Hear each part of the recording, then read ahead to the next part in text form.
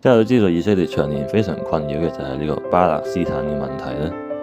而喺呢個拉賓時期咧，以巴本來就係有傾向採取兩國方案嘅趨勢。咁但係呢個當然令到以色列嗰啲強硬派非常不滿啦。於是呢個就導致後來拉賓遇刺。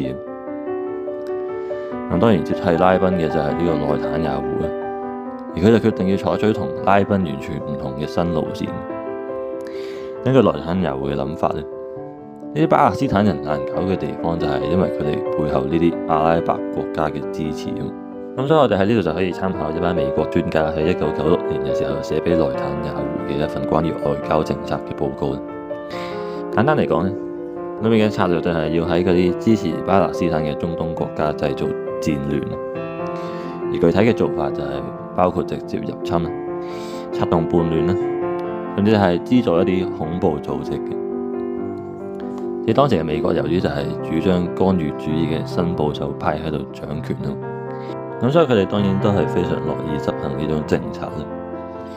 呢個 Wesley Clark 就曾經透露，美國喺2001年嘅時候就有計劃要喺5年內搞掂7個穆斯林國家。而除咗名單最尾嘅伊朗之外，裏面嘅國家後來確實都真係被摧毀得幾徹底。而大家覺得呢個又係唔係偶然嘅？